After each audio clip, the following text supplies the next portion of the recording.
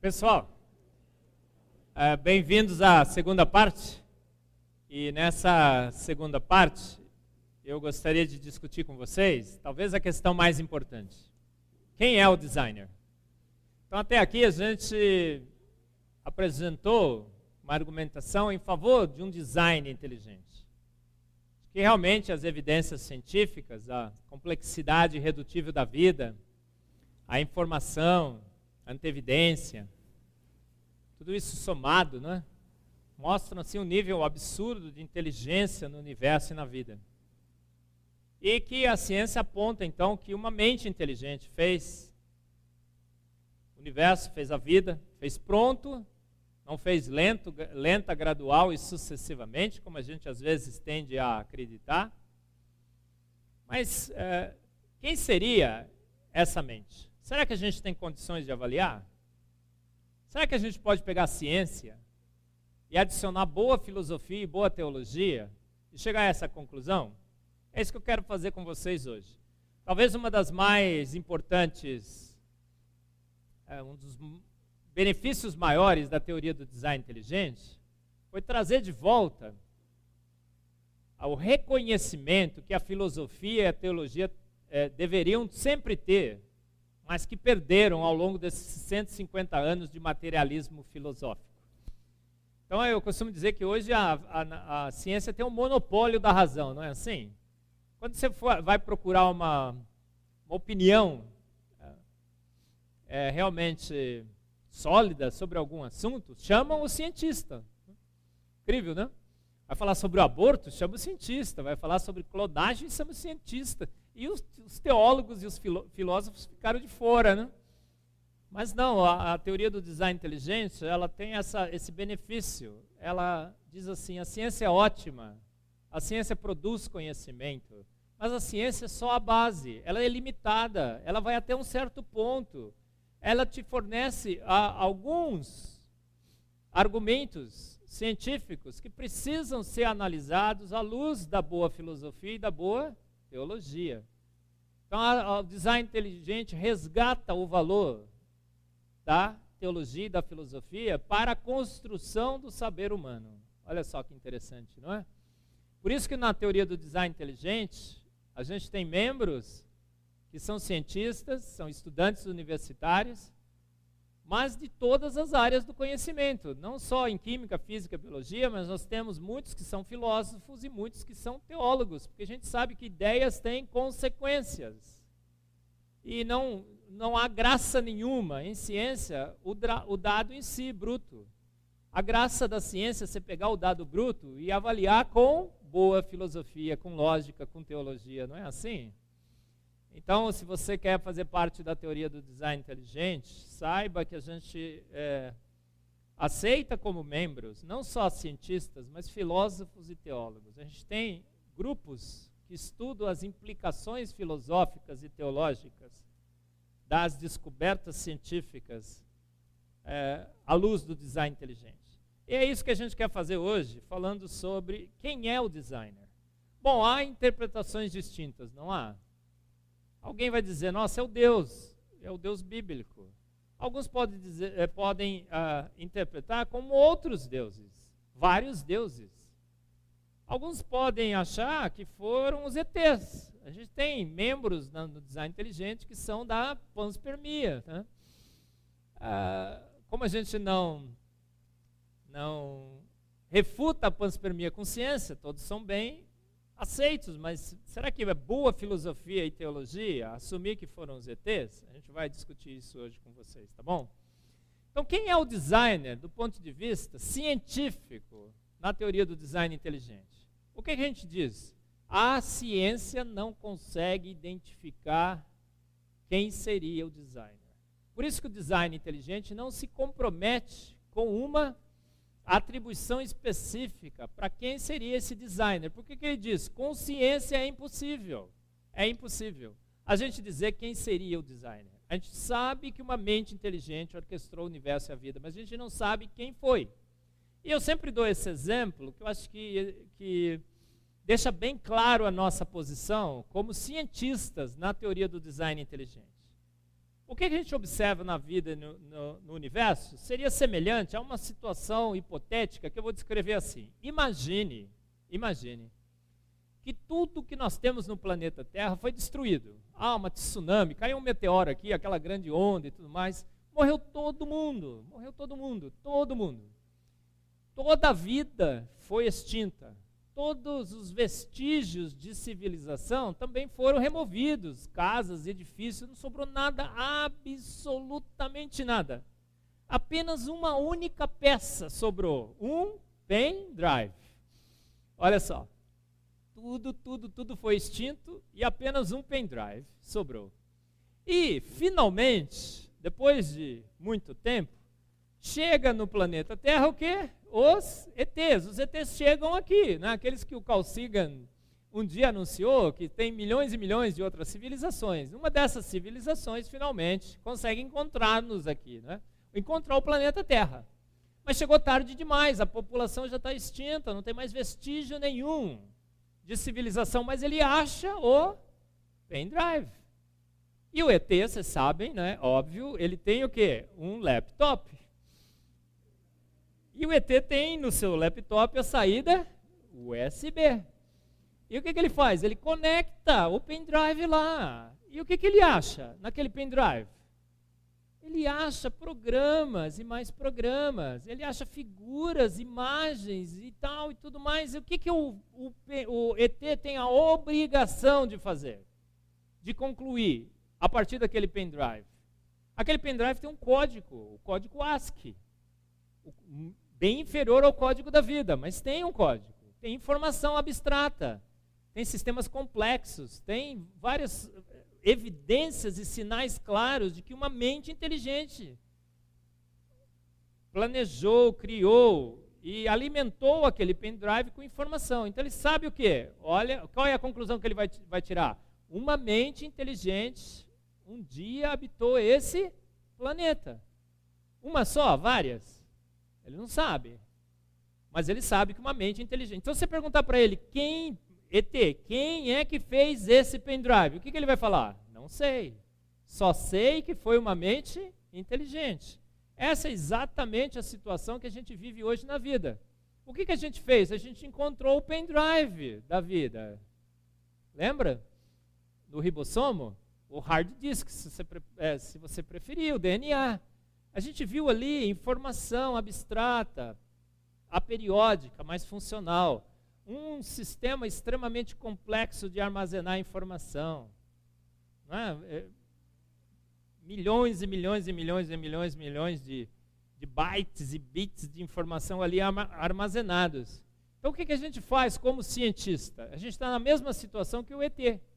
A gente tem o pendrive da vida nas nossas mãos e que a gente conclui, uma mente inteligente fez isso. Aí você pergunta para o cientista quem foi, ele vai falar, não sei. Então, como cientistas, a resposta do design inteligente é quem é o designer? A gente diz, não sei. Mas o que a gente fala além disso? Mas eu sou gente. Você também é gente, não é? E como gente, todo mundo no design inteligente tem a liberdade de adicionar a esse saber científico o seu posicionamento filosófico e teológico. Então, no design inteligente, nós somos livres para, fora do design inteligente, interpretarmos o achado científico com a nossa filosofia e nossa teologia. Por isso que eu como presidente da Sociedade Brasileira do Design Inteligente, posso colocar para vocês, como vou colocar hoje, a minha opinião de quem seria o designer, com a minha filosofia e a minha teologia, tá bom? Entenderam, né?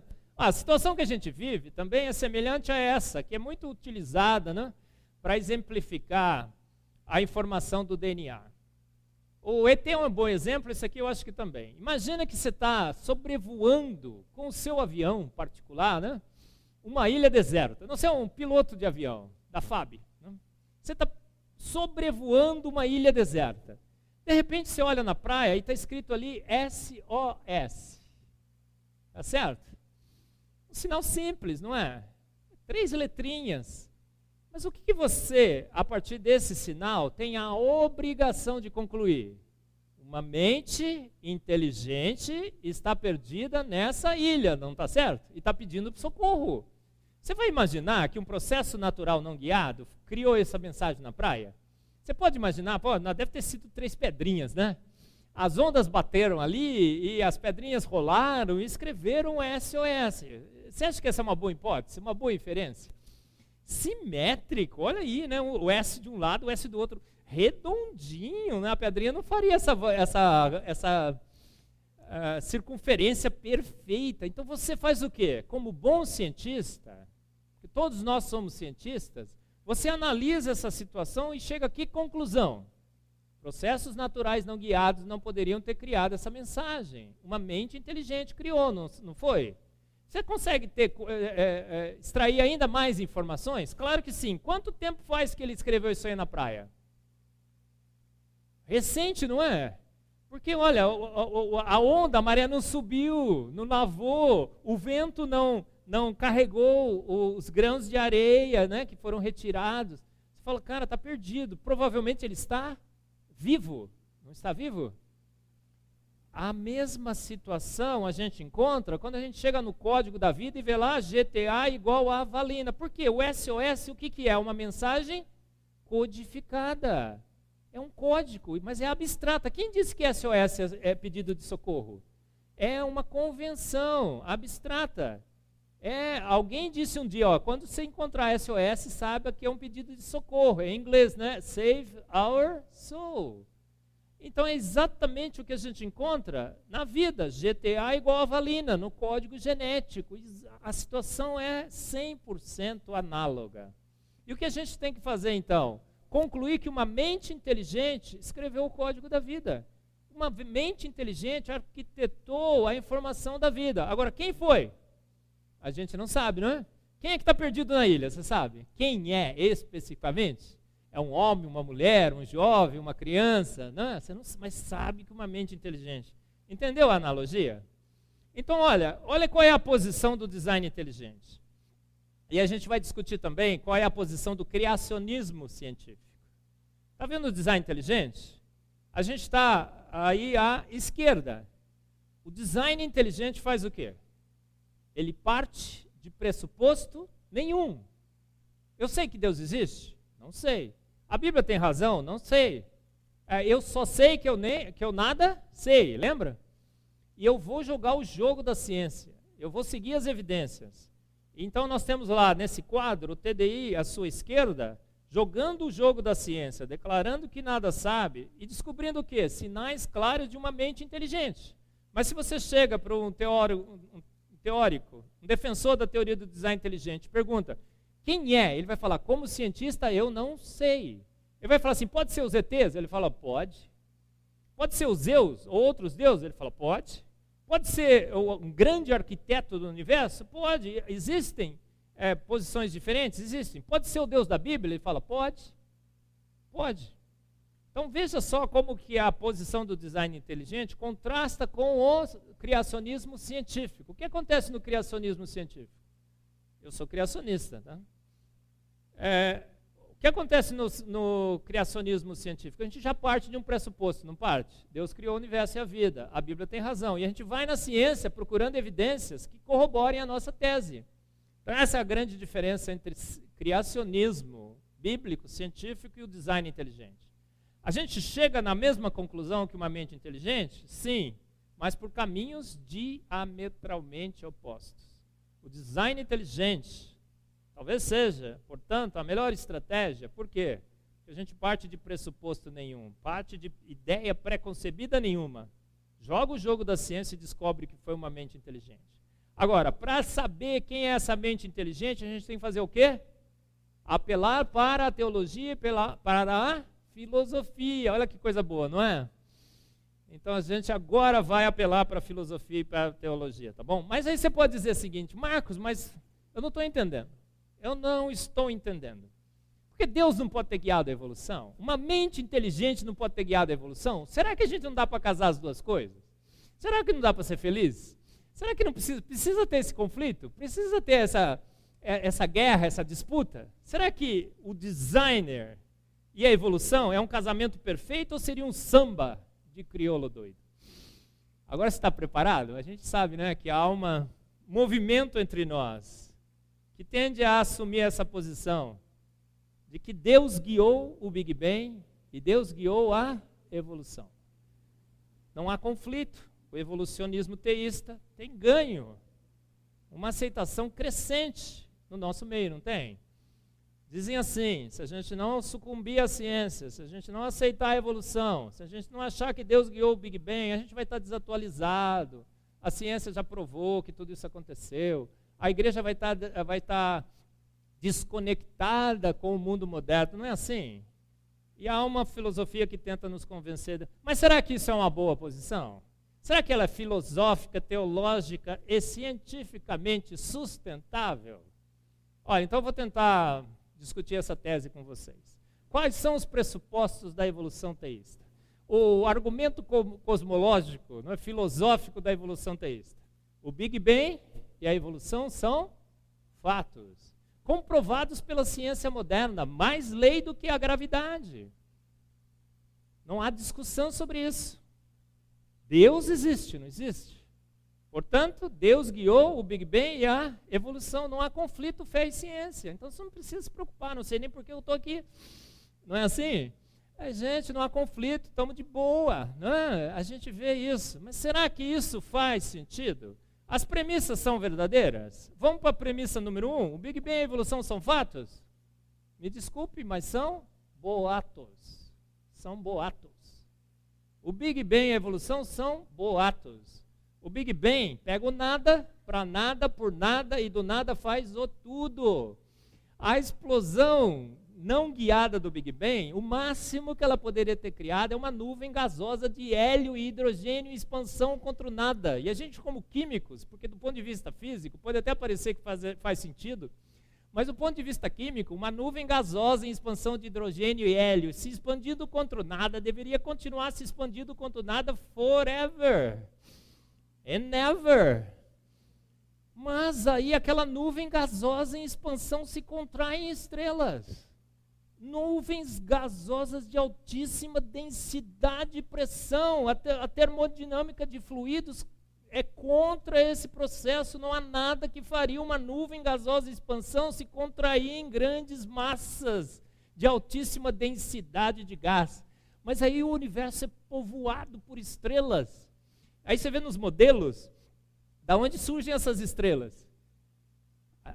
Perturbações gravitacionais. Gravidade não atrai átomos e moléculas, a gente sabe disso.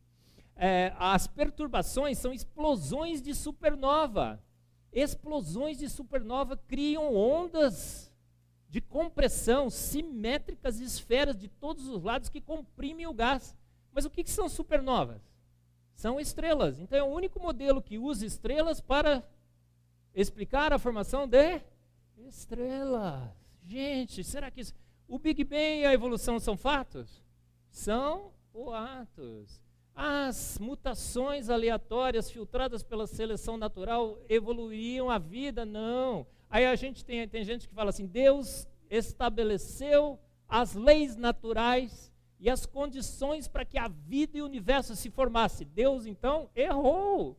Ele criou leis equivocadas, porque as leis proíbem a evolução química. As leis proíbem a evolução do universo. Então, não se deixe enganar. A premissa número 1, o Big Bang e a evolução são fatos? São boatos. Deus existe? Absolutamente sim. Portanto, Deus guiou o Big Bang e a evolução? Gente, a evolução é um processo, por princípio e definição, não guiado. Darwin disse um dia, se um dia alguém guiar a evolução está falida. Então você tenta colocar alguém para guiar um processo que, por definição e princípio, é um processo aleatório não guiado. Você destrói os princípios da própria evolução. Então é um samba do crioulo doido. Há conflito fé e ciência? Absolutamente sim. Se convença que esse conflito existe e lute pelas suas posições. Gente, o evolucionismo teísta é uma tentativa de nos fazer desanimar. Não reconhecer que existe uma batalha e não lutar por ela. Eu não tenho a menor dúvida em relação a isso, tá bom? Não tem, são fatos? Não, são boatos. E para você sustentar boatos, o que você faz? Você cria evidências. Teve uma série de palestras do Jonathan Wells, ele esteve aqui em Fortaleza também. Alguém esteve no congresso da TDI aqui? Alguns, né? E o que ele fala na sua palestra? O título é Zombie Science, a ciência dos mortos vivos. O que acontece hoje com a evolução? A evolução faliu, ruiu, ela não se sustenta mais, mas ainda continua viva, é uma morta viva. E ele diz como que esse zumbi científico se sustenta através de evidências falsas. Conhece as mariposas de Manchester? Dizem que elas evoluíram com a poluição, elas ficaram com a asa mais escura. Gente, asa mais escura? Continuou asa e mais escura porque aumentou a quantidade de um pigmento. Nada mudou, apenas quantitativamente as coisas se alteraram, mas a asa continuou asa, a borboleta continuou borboleta e o corante continuou corante. Mas quando a poluição foi removida, o que aconteceu? A asa voltou para a sua cor natural, evolução zero, mas aparece nos livros de biologia como um exemplo clássico de evolution in action. Zero de evolução. Os tentilhões de Darwin. O que aconteceu com os tentilhões? Fizeram um experimento na ilha, teve uma seca, os tentilhões tiveram um aumento do bico de 5%. 5% na seca. E o que os biólogos evolucionistas concluíram? Nossa, evolution in action. Em 200 anos, uma nova espécie de tentilhão aparecerá na ilha. A previsão foi correta? Falsa. Por quê? Assim que a seca terminou, os bicos dos tentilhões voltaram ao seu tamanho normal. Agora, o bico sempre continuou bico. A constituição do bico sempre continuou igual, as mesmas proteínas e tudo mais, só mudou o comprimento. Mas o bico voltou ao seu tamanho normal. A hibridização, na realidade, está criando novas espécies na ilha, não está reduzindo o número de espécies. Evolução zero. Mas os tentilhões de Darwin são apresentados como um exemplo clássico da evolução. Os embriões de Haeckel. O que aconteceu? Haeckel era um evolucionista, militante. Darwin disse que uma das evidências para a evolução seria a semelhança dos embriões nos seus estágios iniciais. E Haeckel, então, propõe aqueles modelos ali em cima. O que eles são? Falsos.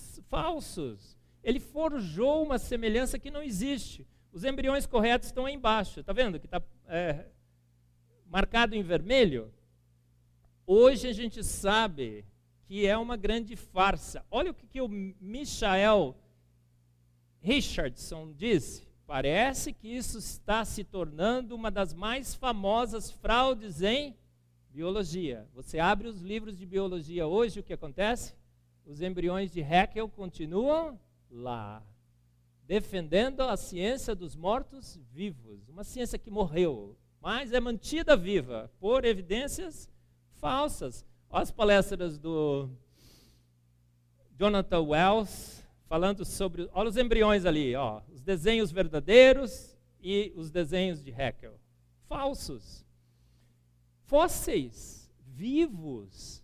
O selacanto foi apresentado nos livros de biologia como seu tataravô, sabia? Por quê? Com a patinha mutante, olha lá, a barbatana mutante, que teria se transformado nas patas dos anfíbios e répteis. E há 200 milhões de anos teria sido extinto. O que aconteceu? Recentemente foram pescar e encontraram o selacanto intacto nos mares, 200 milhões de anos. Encontraram o seu tataravô exatamente do jeito que ele sempre foi. Dinossauros foram extintos há 60 milhões de anos, certo? Errado. Recentemente, Mary Schweitzer, uma paleontóloga nos Estados Unidos, Ela recebeu uma amostra de um osso do T-Rex que tentaram carregar num avião, num helicóptero, mas o osso era grande demais. E sabe o que fizeram? Vamos serrar. Ninguém serra o osso de T-Rex porque é muito valioso, mas nunca dava para transportar, serraram. Quando serraram, uma grande descoberta científica foi feita. O que descobriram? O osso cheirava mal. Ele tinha tecido mole, colágeno, proteínas, fizeram proteoma. Os evolucionistas falaram no início, ridicularizaram os achados, falaram absurdo, impossível. Eles foram extintos há 60 milhões de anos atrás, deve ter sido contaminação, essa mulher está louca, está maluca. Artigos foram publicados, mas depois, nada melhor em ciência do que um dado após o outro, não é? Ela foi, hoje tem mais de 35 artigos científicos mostrando ossos de dinossauros, nem fossilizados estão, ainda com, teve outro dia um bicho de 550 milhões de anos, com a estrutura do osso intacta, com as proteínas, com os metabólitos todos lá. A gente sabe que material orgânico na atmosfera é bombardeado com raios cósmicos. Então não dá, né? Alguns milhares de anos já degrada, é proteína, gente, você sabe disso, né? E é proteína de réptil, peixe. Quantos anos foram extintos? 60 milhões de anos atrás? Provavelmente há muito menos tempo, muito menos tempo. O registro fóssil refuta a evolução? O registro fóssil é apresentado como uma das provas mais evidentes da evolução. A evolução e o Big Bang são fatos ou são boatos? Gente, mas você vai no registro fóssil, você vê que o registro fóssil é a pior pedra no sapato da evolução. Acorde e veja os dados, viu, gente? Faça o favor. Olha só o que acontece no registro fóssil. A vida não tem vida, não tem vida, de repente, bum, aparece uma explosão. A vida aparece de repente, na explosão cambriana. Os principais tipos básicos de vida aparecem prontos. Os olhos mais complexos que a gente conhece já aparecem na explosão cambriana prontos, extremamente complexos. O que acontece com essas formas de vida? Elas vão se diversificando, mas há um processo de extinção. A vida hoje é menos rica em termos de tipos básicos de vida do que foi no passado. Formas aparecem e algumas desaparecem quase inalteradas. Então, dinossauro aparece como dinossauro e some como dinossauro. Libélula aparece como libélula e some, continua como libélula, né? O que acontece com a libélula ao longo do registro fóssil? Ela só diminui de tamanho. Existiam libélulas antes com quase 1 metro de comprimento. Hoje elas estão diminuindo de tamanho, mas ela é formada pronta no registro fóssil. Inexistência de mudanças direcionais fixas. Redução do número de formas básicas. Darwin reconheceu o problema do registro fóssil? Sim, o que ele disse? A quantidade de espécies intermediárias deveria ser enorme. O registro fóssil deveria estar repleto delas. E esta talvez seja a objeção mais grave e mais óbvia de minha teoria. Mas ele ganhou tempo. Sabe o que ele disse? O problema do registro fóssil é que ele está incompleto. Vão investigar, vão bisbilhotar e vão achar as evidências. 150 anos se passaram, as evidências nunca foram encontradas. O registro fóssil hoje, para a evolução, se mostra como uma objeção ainda pior do que no tempo de Darwin. Ainda pior. A árvore da vida, ela se encontra de cabeça para baixo. Na evolução, um ancestral comum dá origem ao tronco básico de uma árvore que vai se diversificando, mas a gente vê o quê? Na explosão cambriana, a vida surge de vários pontos, são várias árvores. E essa árvore vai se diversificando, mas ela está diminuindo cada vez mais, você está perdendo tipos básicos de vida. Então os caninos estão se diversificando, os felinos estão se diversificando, mas tem muita coisa que já foi extinta. A gente não tem mais os dinossauros, tem os mamutes não estão mais por aí, trilobita, tantas espécies que já se foram. A gente brinca, né? Se a gente ficar muito tempo aqui, vai sobrar o quê? A última que vai sobrar são as baratas. E as mulheres ficam desesperadas por causa disso, né? Durma em paz, irmã, porque depois que só sobrou barata, vocês já foram muito tempo, já foram extintas. Saiu um artigo na New Scientist. Darwin was wrong. Cutting down the tree of life. Darwin estava errado. Stephen Jay Gould, um dos maiores paleontólogos, evolucionistas. Olha o que ele diz. A extrema raridade de formas transicionais no registro fóssil persiste como negócio secreto da paleontologia. As árvores genealógicas que adornam nossos livros-textos têm dados somente nas extremidades e nódulos de seus galhos. O resto é inferência, por mais que razoável, não é evidência dos fósseis.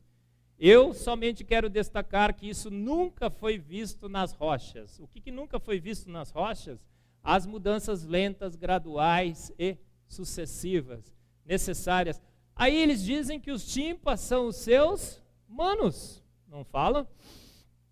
Tem gente entre nós, conheço alguns, que acham que Deus escolheu um chimpanzé e soprou nele o fôlego da vida e deu em você. É teu primo. Olha só, mas será que isso é verdade? A ética dos chimpas, teus manos. Gente, encontraram as formas transicionais? Absolutamente não. O homem de Piltdown, o que era? Uma fraude. Nebraska, o homem de Nebraska, uma fraude com base em um único dente de um tipo raro de porco.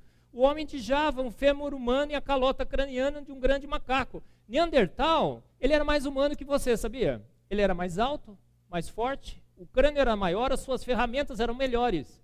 Mais humanos do que a gente. A gente fica achando que ele era um troglodita qualquer. A ciência já mostrou. Lucy, ó. A gente fala que é 98% parecido. Esse é o efeito Bill Gates. E 2% só de diferença. 2% de 3,2 bilhões de pares de bases. Então é como o Bill Gates chegar aqui e falar assim, olha, 2% do que eu tenho, viu, pastor Clayton, eu vou doar aqui para a igreja. O que o senhor falaria para ele? Que Bill Gates, só isso? 2%? Gente, 2%, mas é 2% só? Gente, a semelhança genética hoje, os estudos mais recentes mostram o quê? A gente é, no mínimo, 13% diferente. Tem estudos que dá 13%, tem estudos que dá 20%, 30%, 33% de 3,5 bilhões de pares de bases. Haldane já mostrou que seria impossível, mais do que 2.000 mutações. Você precisa no mínimo de 600.000. Você é 80% diferente em proteínas. Seu cromossomo Y é 100% diferente dos chimpanzés. As formas transicionais nunca foram encontradas. Então descanse em paz, irmão. Chimpa não é o teu humano. Você foi criado pronto à imagem e semelhança do seu Criador. A imagem e semelhança do seu Criador. O Homo naledi, acho que é Homo foi o mais novo forma transicional anunciada. Gente, acharam os ossinhos e a partir daqueles ossinhos já criaram a foto do bicho. Tá vendo? Eu digo que se não é Homo naledi, é Homo nalisa. Uma obra de arte, pura arte. E anunciaram como um grande achado. Olha, se estão anunciando como um grande achado, é porque os achados anteriores não valiam muita coisa, tá certo? E não valiam mesmo. Mas falaram que era ser um grande achado. Nem carbono 14 tinham feito. Quando fizeram o carbono 14, encontraram que ele é 10 vezes mais novo do que deveria. Mais uma fraude. Darwin disse um dia, se pudesse demonstrar a existência de algum órgão complexo, que não pudesse de maneira alguma ser formado através de modificações ligeiras, sucessivas e numerosas, minha teoria ruiria inteiramente por terra. Quem é que fez isso? Michael Behe, com a caixa preta de Darwin, com o flagelo bacteriano, demonstrando uma estrutura que não poderia ser formada por processos lentos, ligeiros e sucessivos. Darwin matou Deus? Darwin morreu. As ideias de Darwin morreram. Deus continua mais vivo do que nunca. Mais vivo do que nunca. Mas quem afinal é o designer, Marco? Você falou que ia falar, não falou? Então vamos falar quem é o designer? Olha, eu acho que ele, do ponto de vista científico, eu não posso dizer, mas sou gente, do ponto de vista filosófico e teológico, eu acho que a gente consegue saber quem é o designer. Por quê? Porque ele tem alguns atributos muito claros. 2 deles é que eu tenho divulgado por aí. São novos atributos do designer. Ele é exibido e exagerado. Ele é ou não é um exibido exagerado? Dá uma olhada, gente. Cara, precisava tanto. Ele precisava ter colorido de azulzinho a cabeça do passarinho. Vermelho, amarelo, marrom, prateado, espiral. E precisava ter escrito ID nas costas do bicho. Tá vendo lá? O I, né, com o pinguinho amarelo, e o D, ID. Esse é o ID Bird. Provas, evidências irrefutáveis de design inteligente. O ID Bird. Gente, o que a Bíblia diz? Eu te louvarei, Senhor, porque de um modo tão admirável e maravilhoso fui formada. Você acha que Deus sopraria um chimpa, o teu fôlego da vida, para criar você? E escreveria que foi um modo maravilhoso. Maravilhosas são as tuas almas. E olhou e viu que tudo era bom. Gente, faz sentido? Os céus proclamam a glória de Deus e o firmamento anuncia a obra de suas mãos. O que diz Paulo? Porquanto que Deus se pode conhecer, nele se manifesta, porque Deus lhe manifestou. Pois os seus atributos invisíveis, a sua inteligência, o seu eterno poder e divindade são claramente vistos desde a criação do mundo, sendo percebido mediante as coisas criadas. O que é que a gente percebe mediante as coisas criadas? Os atributos do designer. Os atributos do designer. E quais seriam os atributos do designer? São vários deuses. São vários designers. Tudo indica que é um só. Por quê? Porque o código é o mesmo. O designer é único. As estratégias são únicas. É sempre dois olhos, né? O plano corporal é o mesmo. Tudo. A química é baseada no átomo carbono, na água. A vida é... A química é única, o designer é único, a estratégia é única, o código é único. Então parece que ele é único. O único designer. Como é que a gente chega nessa conclusão? Filosófica e teologicamente. O que ele detém? Olha, existe informação na vida, não existe? Quem é que teria informação para criar a informação da vida? Um cara que teria muita informação. Mas quem que criou o cara que tinha muita informação? O cara que tinha mais informação do que o cara que tinha muita informação, não é assim? Então, se você vai expandindo essa regra, o que você vai chegar? Você vai chegar que o cara criou que tinha muita, muita, mas existe um limite? Existe. Toda a informação do universo. Então, o designer, ele detém toda a informação do universo. Portanto, ele é onisciente. Ele é atemporal. Diz que o designer é eterno. Ele não é eterno. Ele é mais do que eterno. Porque eterno é que sempre existiu, sempre existirá. Ele é atemporal, ele viaja pelo tempo. Não é assim? Criou o universo e com ele criou o tempo. A gente sabe hoje que o universo teve início, não teve? Ele não foi formado por um processo lento, gradual e sucessivo através de forças naturais no Big Bang. Não existe a menor chance do ponto de vista químico. Mas ele teve um início. E o tempo se iniciou com esse início. Então alguém atemporal, que transcende o tempo, mais que eterno, criou tudo isso. O designer é mais que eterno. Toda a energia do universo partiu dele. E a gente sabe que nenhum produto pode ser maior do que os seus reagentes. Então ele tem toda a energia em si mesmo, mais do que todo o universo. Então ele é todo poderoso. Ele tem uma mente genial, brilhante.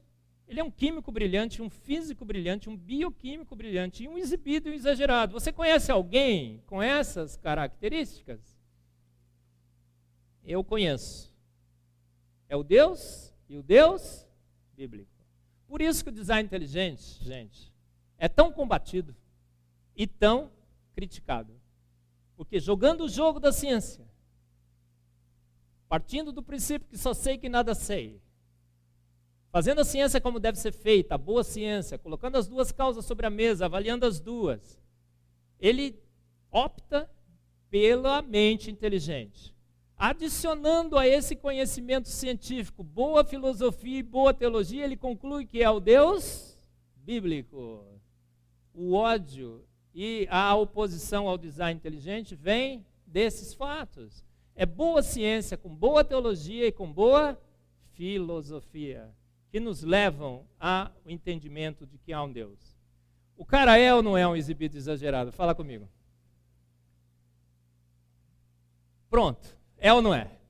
Gente, existe besouro preto, não existe?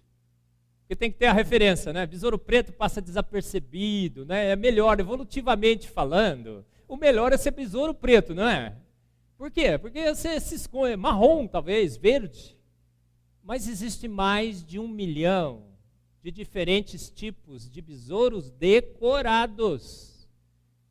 Diz que Deus tem uma queda, e uma queda por besouros. Não sei por que ele se apaixonou por ser esses bichinhos. E aí foi decorando, cara, dá uma olhada. Agora, diz que o estilo dele é barroco, um exagero de detalhes, não é? E agora me diga, desses besouros que estão passando aí, qual é o mais bonito? Qual que você acha? Escolhe o mais bonito. Escolhe o mais bonito. Ah, tem um preto tipo corintiano ali, vai escolher o preto e branco. Eu também, ponte pretano, vai ganhar do Vitória, hein? Gente, você consegue escolher o mais bonito? Você não consegue escolher o mais bonito. Eu acho que não, eu já tentei e nunca consegui escolher. Por quê? Porque sempre quando vem o novo, você troca, não é? Porque você acha que o novo é mais bonito que o outro, vai trocando. Por que acontece isso? Porque são todos extremamente belos. Todos, nos estilos diferentes, todos extremamente belos. É obra de quem? De um cara exibido e exagerado, que excede em todos os estilos, em tudo que faz. Ele é perfeito. No colorido é perfeito, no uso de poucas cores, né? Quando ele, na extravagância, no conservadorismo, tudo, não é? É lindo demais. Aí eu pus no meu Face. Por que isso acontece? Muito, mas muito mais do que só o necessário, não é? O necessário é que os besouros seriam pretos ou verdes. Puro exibicionismo de alguém que se sabe fazer, faz bem feito, faz pronto. Não deixa processos naturais não guiados fazer por ele. E que vai muito além, decora sua obra com charme, elegância, diversidade, jogo de cores e formas em um estilo barroco e genial, único. Para mostrar o quê? Para mostrar que é ele que pode, é ele que faz, é que dele que emana a vida e a graça. Não é processo natural não guiado. Ele não está aí para salvar a teoria de homens. É ele que faz, e faz pronto. E para deixar desnudo o arrogante. Humilhar os que se acham. A ele, a glória, a ele a glória. Aí eu costumo dizer, por que ele é exibido e exagerado? A culpa é tua, sabia? Minha também. Porque a nossa fé é do tamanho de um grão de... Tá certo isso, pastor? A nossa fé é do tamanho de um grão de mostarda? É menor que um grão de mostarda. Então tua fezinha é tão pequena que ele precisou se exibir e exagerar, para que você creia nele, não é assim? Mesmo assim a gente teima, né? E não crê. Incrível, né? O Mackenzie foi o que lançou o design inteligente no Brasil. Augusto Nicodemos é o pai do design inteligente brasileiro. Tá? Enésio Almeida Filho é o grande pioneiro. E nós tivemos lá 5 darwinismos hoje, congressos fantásticos, trouxemos os grandes nomes do design inteligente para o Brasil. O Mackenzie, a Universidade Mackenzie, pioneira no mundo hoje, criou um núcleo de pesquisa Mackenzie em Ciência, Fé e Sociedade. O que eles querem fazer? Colocar a evolução e o design inteligente frente a frente, que vença a melhor teoria. A gente trouxe o Douglas X, o Michael Behe, todos os grandes nomes do design inteligente. Algumas fotos do lançamento do núcleo, Discovery Mackenzie. O design inteligente foi notícia no Brasil recentemente através do Domingo Espetacular. Não sei se você assistiu esse documentário. Foram 11 minutos sobre o design inteligente. Estima-se que na noite do programa, 4 milhões de pessoas no Brasil conheceram a teoria do design inteligente. É talvez o programa mais acessado hoje da TV Record, via internet. A gente acha que já teve mais de 40, 50 milhões de visualizações. Eles não divulgam o número, mas a gente faz umas estimativas. A partir dessa divulgação, houve um boom do design inteligente ainda maior. Alguns debates, você já deve ter visto esse debate na Morning Show. Então a gente cresce no Brasil e no mundo, tá? De uma forma assim, muito exponencial. Por quê? Porque é a boa ciência do design inteligente, aliada à boa filosofia e à boa teologia, tá bom? Nada em biologia faz sentido senão à luz da evolução. Será que isso é verdade? Nada na química do universo e da vida faz sentido senão à luz do design inteligente. Quem disse isso? Eu.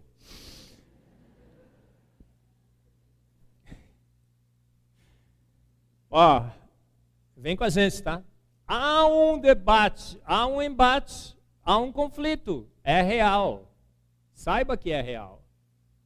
Os nossos jovens estão se deixando levar. 2/3 dos nossos jovens se tornam ateus. Por quê? Porque a gente não reconhece esse debate. A gente acha que está tudo de bem, de boa. Não, a gente tem um embate. E quem é que está do lado da razão? A gente. E quem a gente tem do nosso lado? A teoria do design inteligente. Não é a evolução. Não é o Big Bang, é a teoria do design inteligente. Então venha com a gente nessa grande batalha, tá bom? Felice já, é rápido, fácil e gratuito. Venha fazer história com a gente, defendendo a verdade científica sobre as nossas origens. www.tdibrasil.com. Se você não se filiar, te pego na saída. Ou não. Tá bom? www.tdibrasil.com. Eu sou gente, né? Deixa eu terminar falando. É incrível como a ciência hoje revela Deus. Os pais da nossa fé estavam certos. A Bíblia estava certa, Gênesis 1:2 estava certo. Deus criou a vida pronta. Então não se deixe levar por teorias de homens falhos, imperfeitos e inimigos de Deus. A ciência revela Deus. Há uma contra-revolução científica que aponta novamente, como os pais da ciência sempre perceberam, que há sinais indesculpáveis de inteligência no universo e na vida. Deus chamou as coisas à existência pela força da sua palavra. Outro dia eu estava numa palestra, eu estava procurando o processo que Deus usou para criar o mundo. Encontrei na evolução o processo de Deus. Gente, Deus usa um processo muito simples. Ele fala aí, as coisas acontecem. Haja luz e houve luz. Jesus chegou lá na cova de Lázaro e falou assim: Lázaro, vou te recuperar lenta, gradual e sucessivamente. Vou recuperar o fígado primeiro, depois o baço e tal. Voltem daqui milhões de anos. Não, o que Jesus falou? Lázaro, o exibido exagerado que Jesus também era, porque ele demorou 4 dias, porque ele falou assim, ó, ressuscitar defunto morto até médico faz. Então vou demorar 4 dias, não foi? Para cheirar mal, e cheirar bem mal. Ele foi lá e falou, Lázaro, sai para fora. E Lázaro saiu intacto, bonitão, sarado. Nem o resfriado que ele tinha antes de morrer, não tinha mais. Quando Jesus foi transformado em vinho, o que ele fez? Vai no almoxarifado, pegar alguns ingredientes, porque eu sou restrito a leis naturais. É assim que ele fez? A gente fica falando, ó, Deus fez a jumenta falar, nossa, que coisa. Gente, Deus fez a jumenta.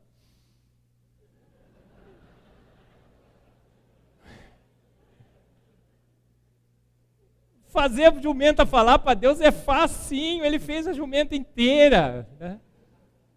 Do nada. Jesus foi fazer o milagre do vinho lá e falou assim, ó, o exibido exagerado que ele era, falou assim, ó, pode levar para provar, que melhor vinho vocês não existirá, não é assim? Então creia num Deus que mata a cobra e mostra o pau e a cobra morta. Um Deus que fala e faz, um Deus todo-poderoso, um Deus onisciente, onipresente, um Deus que te fez pronto, a coroa da criação. Você não tem nenhum primo evolutivo, esqueça essa história. Você foi feito pronto. A vida foi feita pronta, o universo foi feito pronto por um Deus todo-poderoso, um Deus que te ama, que se exibe, se exagera para que você o reconheça como Deus, tá bom? Então, a esse Deus invisível como o elétron mais real, a nossa honra, a nossa glória, o nosso louvor, ontem, hoje e eternamente. Amém, amém. A Deus toda a glória. Amém. Muito obrigado.